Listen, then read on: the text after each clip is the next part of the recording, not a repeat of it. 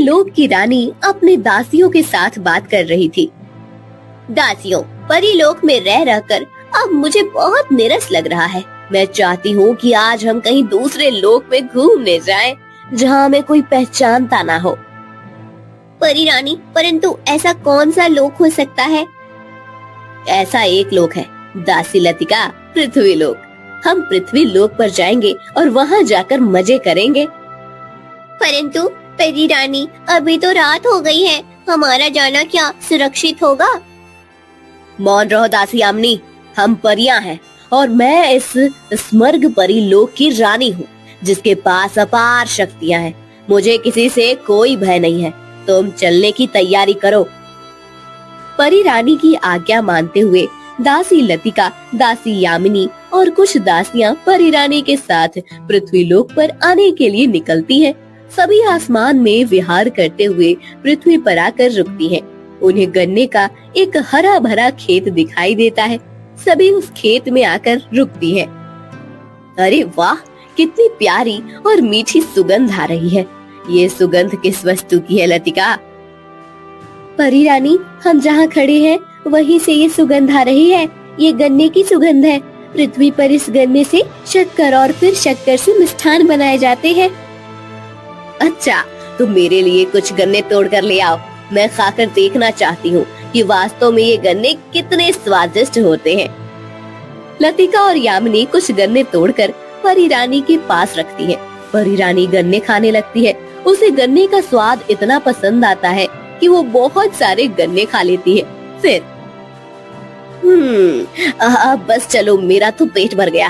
अब हम कल फिर से आएंगे यहाँ गन्ने खाने। सभी फिर से परीलोक में चली जाती है। ऐसे ही 2 दिन चलता रहता है। गन्ने के खेत के मालिक रामू जब गन्ने को पानी देने आता है, तब वो देखता है कि कुछ गन्ने तोड़े हुए हैं। फिर वो अपने दोस्त से बात करता है। अरे हरिया, 2 दिन से कोई आकर गन्ने तोड़ रहा है। ऐसा ही चलता रहा तो मेरा तो बहुत नुकसान हो जाएगा। हाँ, मैंने भी सुना है रामू कि कुछ लोग गन्ने की चोरी करके उन्हें 2 गुने दाम में बेच रहे हैं। तुम्हें जल्दी ही कुछ करना चाहिए। एक तो तुम्हारा खेत इतना बड़ा है कि तुम अकेले उस पर ध्यान नहीं दे सकते। तो अब क्या करूं? मेरी तो कुछ भी समझ में नहीं आ रहा। एक काम कर सकते हो, तुम अपने खेत के चारों बाजू में कांच के टुकड़े या कीलें डाल दो। जैसे ही कोई गन्ना चोरी करने आएगा, कील उसके पैर में चुभने लगेगी और वो वापस चला जाएगा। हाँ, बात तो तुम्हारी सही है, पर ऐसा करना ठीक होगा? मैं नहीं चाहता कि मेरी वजह से किसी को दर्द हो। तो फिर होने दो चोरी। जब पूरा खेत उखड़ जाएगा तब पता चलेगा तुम्हें। हाँ। हरिया की बात पर रामू सोच में पड़ जाता है। अगले दिन वो खेत की चारों तरफ कील बिछा देता है, जिससे कि चोरी ना हो। रात को फिर से परी रानी और उनकी दासियां को साथ ले आती है। क्या खुशबू है इन गन्नों की। वाह, मुझे तो लगता है कि कुछ गन्ने तोड़कर हम अपने परी लोक में ले जाएं। परंतु परी रानी, हमारे परी लोक का तो नियम है ना कि हम किसी दूसरे लोक से वहाँ कुछ नहीं ले सकते। हाँ हाँ, जानती हूँ। तुम्हें मुझे बताने की जरूरत नहीं है। चलो, अभी तो ये गन्ने खा लेती हूँ। परी रानी फिर से दासियों को गन्ने तोड़ने को कहती है। इधर सुबह जब रामू खेत में आता है, तब वो सोचता है कि आज तो गन्ने की चोरी नहीं हुई होगी। लेकिन जब वो आकर देखता है खेत के एक हिस्से में गन्ने गायब हो गए हैं, तब वो भागकर हरिया के पास आता है और सर पर हाथ धरे बैठ जाता है। अरे क्या हुआ रामू भाई, ऐसे क्यों बैठे हो? क्या बताऊं हरिया, कल तुमने जैसा कहा था ठीक वैसे ही मैंने खेत के चारों ओर कील बिछा दी थी। लेकिन जब मैं अपने खेत में गया तब मैंने देखा कि खेत के एक हिस्से से गन्ने गायब हो गए हैं। क्या भला ऐसी चोरी कौन कर सकता है जो खेत के अंदर भी ना आए और गन्ने चुरा कर ले गया? ये तो अजीब बात हो गई। दोनों सोच में पड़ गए थे कि आखिर चोरी हो कैसे सकती है, लेकिन उन्हें ये पता नहीं था कि परियां आसमान से उड़ती हुई सीधे खेत के अंदर आ गई थी, इसलिए उन्हें कील चुभने का कोई सवाल ही नहीं था। फिर एक दिन, दासियों, मेरा गन्ने खाने का बहुत मन हो रहा है। चलो हम अभी पृथ्वी लोक पर चलते हैं। अरे तू परी रानी, अभी तो सुबह है, हमें किसी ने देख लिया तो तुम दोनों किस लिए हो? तुम और बाकी दासियां खेत के बाहर रहकर पहरा देना। अगर कोई आता हुआ दिखे तो तुरंत मुझे खबर कर देना। परंतु परी रानी, अब कोई किंतु परंतु नहीं, चलो जाने की तैयारी करो, मुझे भी थोड़ा श्रृंगार करना है। दासी यामिनी और दासी लतिका परी रानी के कक्ष से बाहर आती है। लतिका, मुझे परी रानी का व्यवहार बिल्कुल भी अच्छा नहीं लगता। हम कितने दिनों से रोज उस खेत में जा रहे हैं। परी रानी तो रोज हमें गन्ने तोड़ के लाने को कहती है और खुद खा लेती है। हमें तो आज तक उस गन्ने का स्वाद कैसा है ये भी नहीं पता। और उस किसान के बारे में भी तो सोचो, उसका कितना नुकसान होता होगा ऐसे गन्ने की चोरी हो गई तो। तुम्हारी बात तो सही है यामिनी, परंतु हम क्या कर सकते हैं? हम तो साधारण दासियां हैं। परी रानी के साथ शत्रुता करना हमारी क्षमता के बाहर है। हम साधारण दासियां नहीं है लतिका। क्या तुम नहीं जानती कि परी रानी ने अपनी शक्तियां बढ़ाने के लिए हमारी शक्तियां सीमित की है? उन्हें भय था यदि हम में भी उनकी जितनी शक्ति होती तो हम उनकी जगह पर हम रानी ना बन जाए, इसलिए उन्होंने हमारी शक्तियों को सीमित कर दिया है। सब जानती हूँ यामिनी, परंतु हम कुछ नहीं कर सकते। देखना लतिका, मेरा हृदय कहता है कि एक दिन ऐसा जरूर आएगा कि उस दिन कोई आकर परी रानी के कमंड को चूर चूर करेगा और हमें इस पीड़ा से मुक्त करेगा। वो सब तो जब होगा तब होगा यामिनी, अब चलो, अन्यथा रानी परी और क्रोध करेंगी हम पर। सभी दासियां परी रानी के साथ रामू के खेत में आती हैं। परी रानी दासियों को खेत के आसपास नजर रखने को कहती है। यामिनी भी एक पेड़ पर बैठकर नजर रख रही थी कि तभी उसके कान पर रामू की आवाज आती है। क्या कहूँ हरिया, ये गन्ने की चोरी तो रुकने का नाम ही नहीं ले रही। अब तक लगभग आधे गन्ने उस चोर ने चुरा लिए हैं। तुमने जो उपाय कहा था वो भी कर लिया, लेकिन समझ नहीं आ रहा कि चोर किस रास्ते से आकर गन्ने चुरा कर ले जाता है। मेरा तो बहुत भारी नुकसान हो गया भाई। हाँ भाई रामू, मैं समझ सकता हूँ कि तुम्हें कितना दुख हो रहा होगा। दुख गन्ने की चोरी का नहीं है हरिया। तुम तो जानते हो कि गांव में कोई भी मुझसे गन्ने या दूसरा कोई भी अनाज मांगने आता है तो मैं खुशी खुशी दे देता हूँ। लेकिन इस गन्ने से मुझे बहुत आस थी। इस बार इतनी अच्छी फसल हुई थी, मैंने सोच लिया था पिताजी की आंखों का और माँ के घुटनों का ऑपरेशन करके उन दोनों को उनकी परेशानियों से मुक्ति दिलाऊंगा। लेकिन अब फसल ही नहीं रही तो क्या बेचूंगा और क्या कमाऊंगा। दुखी मत हो रामू, भगवान सब देख रहा है। देखना सब कुछ ठीक हो जाएगा। रामू की बात सुनकर यामिनी को बहुत दुख होता है। रामू दिल का कितना अच्छा है ये भी उसे पता चलता है। जब सभी परियां परी लोक वापस चली जाती है तब, परी रानी, मुझे आपसे बात करनी है। उस खेत के मालिक रामू को आज मैंने बात करते हुए सुना। वो बहुत परेशान है परी रानी। आप उसकी गन्ने खा रही है, इस कारण से वो बहुत पीड़ा में है। उसकी फसल आधी हो गई है। अब उसे बेचकर वो अपने माता पिता का इलाज नहीं कर सकता। उसे तो ये भी समझ नहीं आ रहा है कि चोरी कौन कर रहा है। मेरा आपसे अनुरोध है परी रानी कि आप आज से वहाँ न जाएं। तुम कौन होती हो मुझे ये सब कहने वाली? तुम एक साधारण दासी होकर मुझसे प्रलाप कर रही हो। उस एक मनुष्य के लिए अपने समस्त लोक के स्वामिनी के साथ विवाद कर रही हो। चली जाओ मेरी दृष्टि के सामने से। यामिनी परी लोक से उतरकर पृथ्वी लोक पर आती है और रामू से आकर मिलती है। यामिनी उसे परी रानी के विषय में सारी बात बता देती है।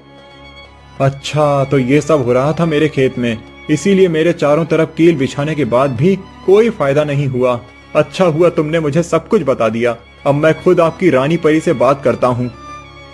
नहीं, तुम उनसे बात मत करो। वो बहुत जिद्दी और घमंडी है। उन्हें कोई समझाए ये उन्हें बिल्कुल भी अच्छा नहीं लगता।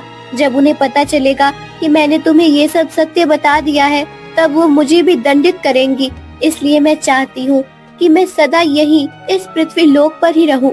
रामू, मैंने उस दिन जब तुम्हारी बातें सुनी थी तभी मैंने विचार कर लिया था कि मुझे अपना बाकी जीवन तुम्हारे साथ व्यतीत करना है। ऐसा पुरुष जो अपने माता पिता के बारे में इतना प्रेम भाव रखता है, उससे विवाह करना मेरा सौभाग्य होगा। तुम और मुझसे शादी करोगी? तुम कितनी सुंदर परी हो और मैं किसान हूँ। हम दोनों का मेल कैसे हो सकता है? मैं अपनी सारी शक्तियाँ छोड़कर सामान्य मनुष्य बन जाऊंगी और फिर तुम्हारे साथ विवाह करूंगी।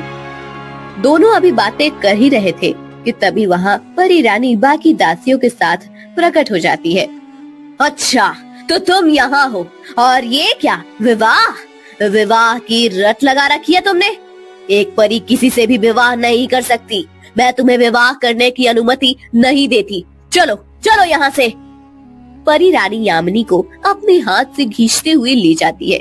यामिनी के व्यवहार को देखकर परी रानी इतनी क्रोधित हो जाती है कि वो रामू के गांव को श्राप देती है कि उनके गांव के सारे खेत सूख जाएं और धरती बंजर हो जाए। इधर परी रानी के श्राप से एकाएक सारी जमीन बंजर हो जाती है। फल और फूल तक मुरझा जाते हैं। ये सब देखकर रामू समझ जाता है कि ये जरूर परी रानी ने क्रोध में आकर किया है। रामू जा रहा होता है कि तभी उसे एक तपस्वी मिलते हैं। फिर प्रणाम बाबा।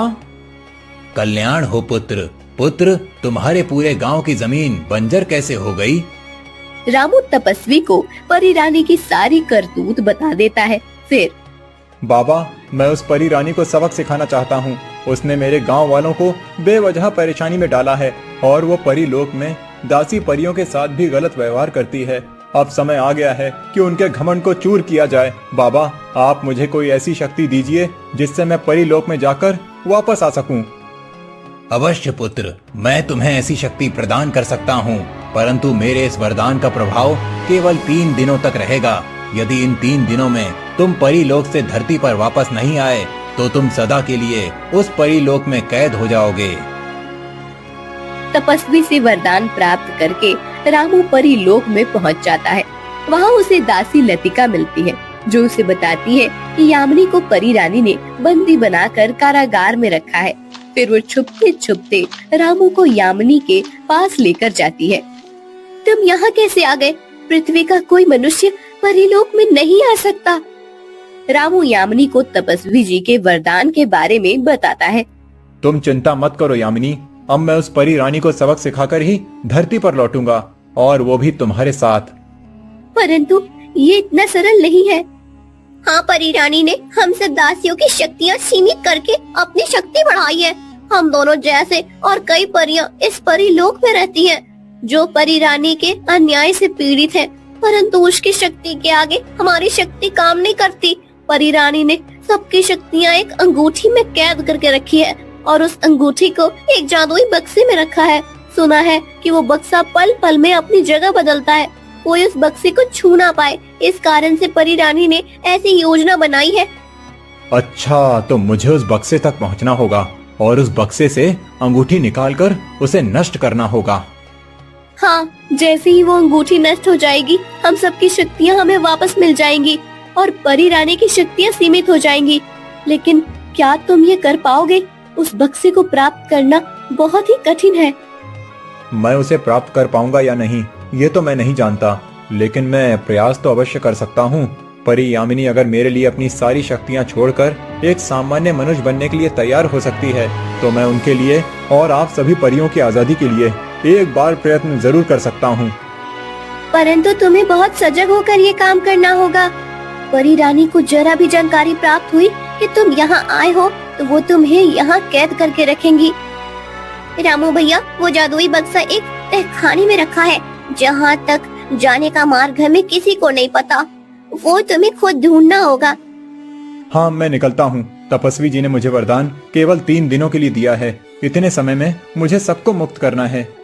रामू यामिनी को तसल्ली देकर तहखाने का मार्ग ढूंढने निकल पड़ता है। सबसे छुपते छुपाते बहुत दूर तक चलने के बाद वो थककर एक पेड़ के नीचे बैठ जाता है। उसे समझ नहीं आ रहा था कि आखिर तहखाना कहाँ हो सकता है। उसे भूख भी लगी होती है। वो देखता है कि पेड़ पर कुछ फल लगे हुए हैं। जो वो जैसे ही पेड़ पर चढ़ने के लिए पैर रखता है तो जमीन के नीचे तहखाने का दरवाजा खुल जाता है और रामू खुश होकर तहखाने के अंदर चला जाता है। अच्छा, तो ये है वो तहखाना। यहाँ तो बहुत सारा खजाना रखा हुआ है। यहाँ तो कितने सारे बक्से भी रखे हुए हैं। अब इन सब में वो बक्सा कहाँ ढूंढूं? हाँ, सभी बक्सों को एक बार ध्यान से देखता हूँ। लतिका ने कहा था कि वो बक्सा हर बार अपनी जगह बदल लेता है। इन बक्सों में से जो भी बक्सा अपनी जगह बदलेगा वही जादुई बक्सा होगा। ये सोचकर रामू ध्यान से सभी बक्सों की देखने लगता है।